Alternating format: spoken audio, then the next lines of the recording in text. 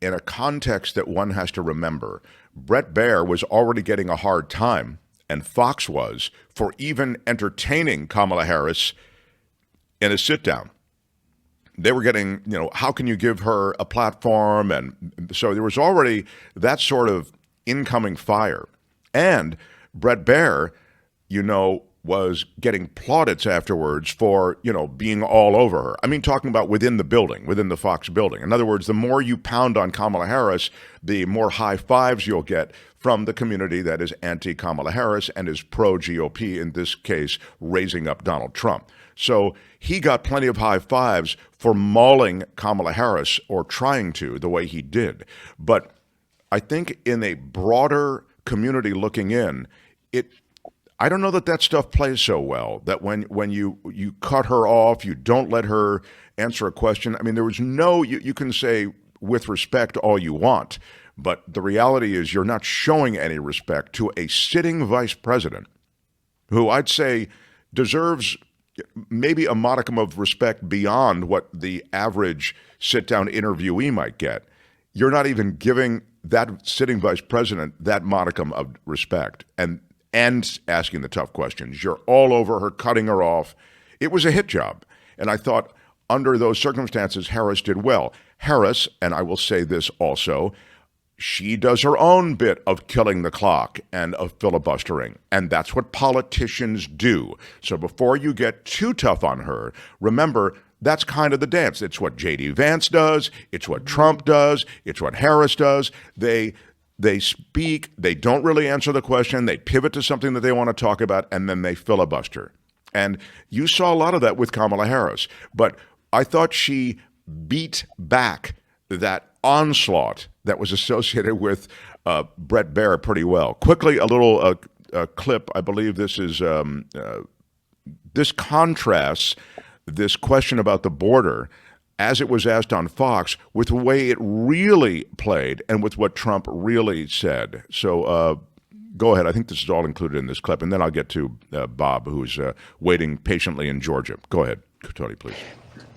How many illegal immigrants would you estimate your administration has released into the country over the last 3.5 years?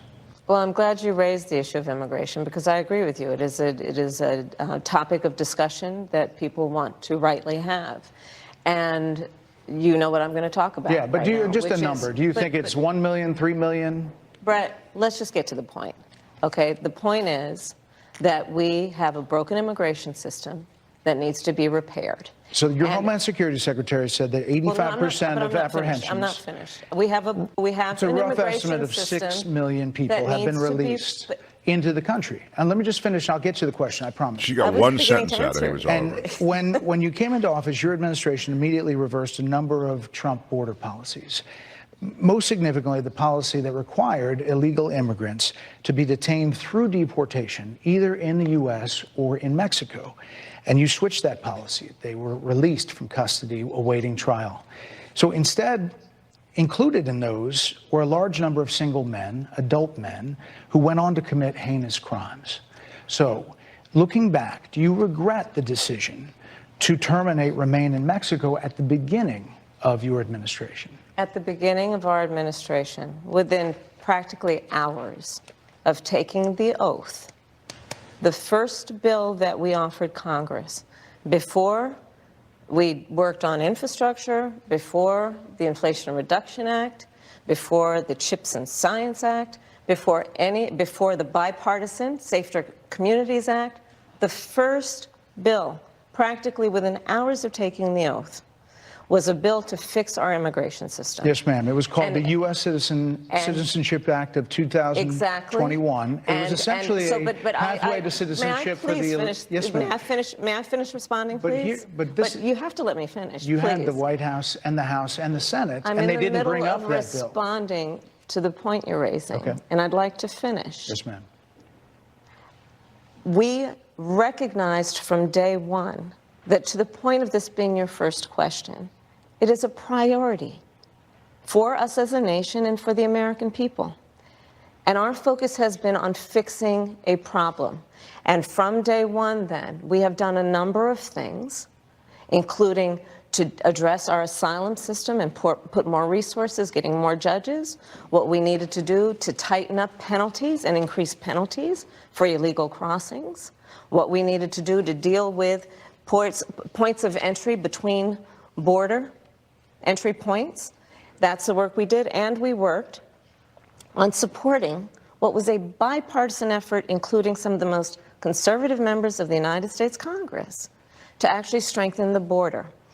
That border bill would have put 1,500 more border agents at the border, which is why I believe the Border Patrol agents supported the bill. It would have allowed us to stem the flow of fentanyl coming into the United States, which is a scourge affecting people of every background, every geographic location in our country, killing people.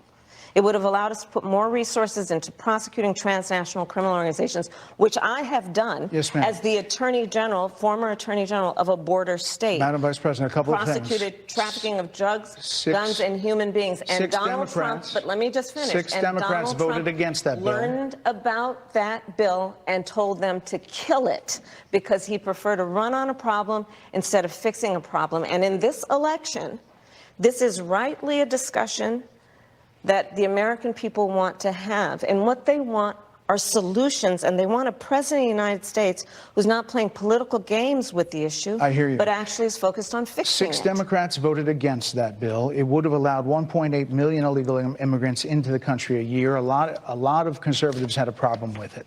These are the six Democrats. But more importantly, back to the original premise, Jocelyn Nungari, Rachel Morin, Laken Riley, they are young women who were brutally assaulted and killed by some of the men who were released at the beginning of the administration, well before. This is where I thought, stop for a second, and I'll play this out, and then I'll get to Bob. This is where I thought she handled it well in a sense, but I thought you could really have handled it in a far more aggressive way. This is what they're doing on the stump. They are showing you these people who have tragically lost their lives to illegal immigrant crime, as they put on the screen there. Okay, at some point, we need to stop what is an offensive use of these sweet souls who have lost their lives for political purposes.